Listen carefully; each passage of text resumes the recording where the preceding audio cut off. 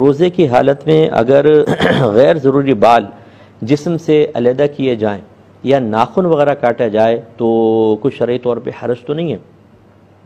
دیکھیں بالکل حرج نہیں ہے، بس روزے میں 3 چیزوں کا ہمیں دھیان رکھنا ہوگا۔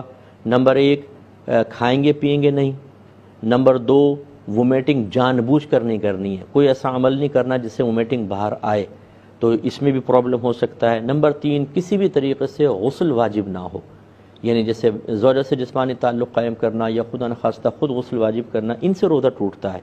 باقی آپ کے جسم سے اگر بلڈ باہر نکلتا ہے، جیسے آپ ٹیسٹ کرواتے ہیں، بلڈ ٹیسٹ کروایا یا کسی کو خون دیا، اس میں بس یہ فقہاء نے ضرور فرمایا اتنا زیادہ خون نہ دے دیں کہ خود کمزوری ہو، روزہ پورا کرنا مشکل ہو جائے، تو اس بلڈ سے بھی روزہ نہیں جائے گا۔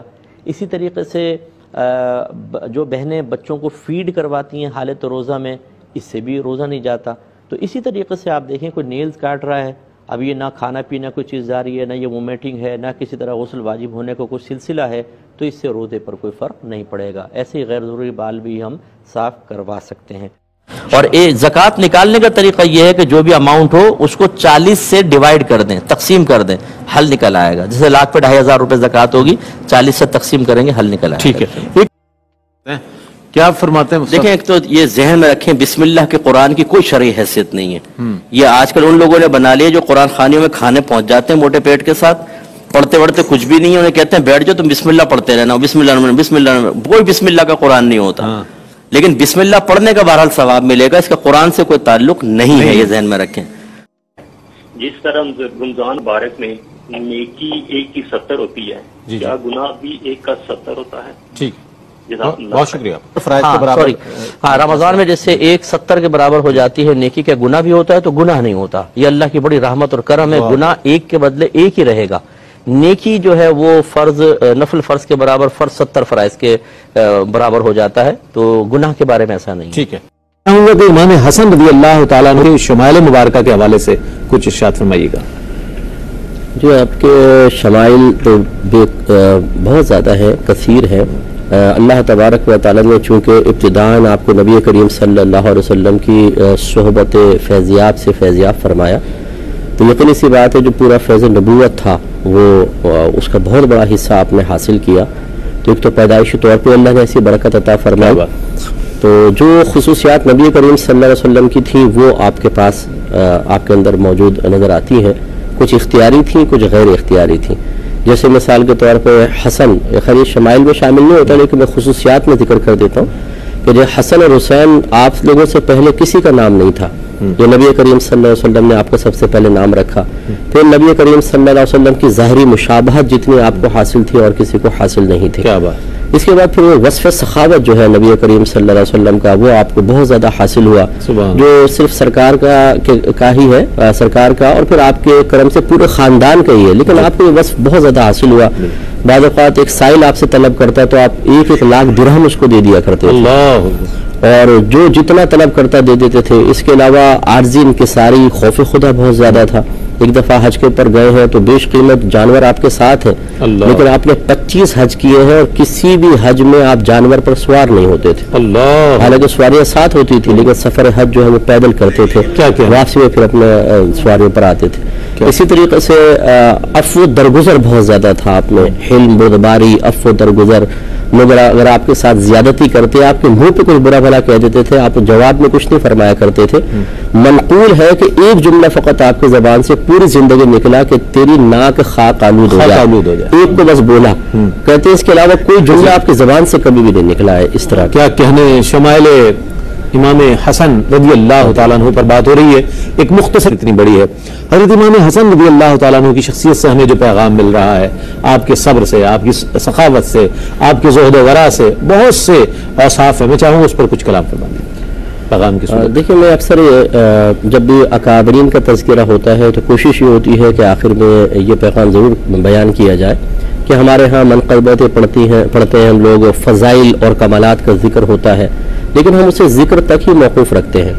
ہونا یہ چاہیے کہ انہیں اس انداز سے پیش کیا جائے اور اس مقصد کے ساتھ سنا جائے کہ ہم انہیں اپنی عملی زندگی پر نافذ بھی کریں. یقیناً اگر تبدیلی پیدا نہیں ہوگی تو بزرگوں کا حقیقی فیض حاصل نہیں ہوگا. فیض حاصل ہوگا لیکن حقیقی فیض حاصل نہیں ہوگا. لہذا ہمارے بچوں کو چاہیے، بلکہ گھر والوں کو چاہیے کہ بچوں کے سامنے امام حسن رضی اللہ تعالیٰ عنہ کی سیرت پاک کو بیان کریں اور اس کی روشنی میں اپنے عمل کو بھی بہتر کریں اور بچوں کے عمل کو بھی بہتر کریں.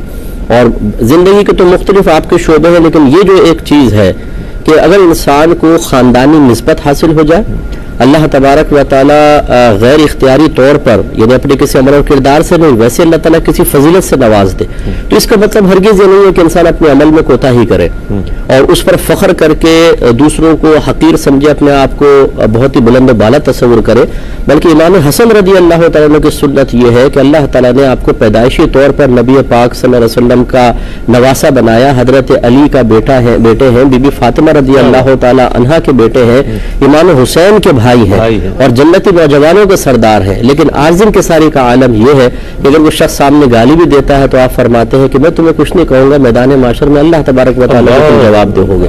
تو یہ جو عازم کے ساری، اور پھر عمل ایسا کہ جب نماز کا وقت آتا ہے تو رنگ فخ ہو جاتا ہے، اللہ کی بارگاہ میں کھڑے ہوتے ہیں تو بدن کانپنے لگ جاتا ہے. یہ چیزیں ہمیں اختیار کرنی چاہیے. آج ہمارے یہاں صورتحال یہ ہے کیا صاحبزادہ صاحب اگر کوئی ہے آستانے کے، ہر ایک کو نہیں کہہ رہا ہوں، تو یہ بہت سے ایسے ہوتے ہیں کہ وہ خاندانی نسبت حاصل ہوتی ہے، اس کے بعد نہ عمل ان کا آپ کو ایسا نظر آئے گا، نہ وہ تبلیغ دین کا صحیح فریضہ سر انجام دے رہے ہوں گے، بلکہ مریدین پر حکومت کرنا اور ان میں بے عملی کو عام کرنا اور تکبرانہ رویہ ان کے ساتھ اختیار کرنا یہ عام دیکھا گیا ہے. ایسے لوگوں کو خاص طور پر ان صاحبزادے سے سبق حاصل کرنا چاہیے. بہت اچھا پیغام، بہت ہی خوبصورت پیغام ارشاد. کہ آپ جب کوئی صدقہ خیرات کیا کرتی تھی تو اپنے خادم کو کہتی ہیں ذرا جا کر سنو یہ فقیر ہمیں کیا دعا دے رہا ہے. وہ جو آ کے بتاتا تو آپ وہی دعا اللہ کی بارگاہ میں اس فقیر کے لیے کرتی اور فرماتی کہ میں اس لیے ایسا کرتی ہوں کہ کہیں ایسا نہ ہو کہ اس کی دعا میرے صدقے کا بدلہ ہو جائے.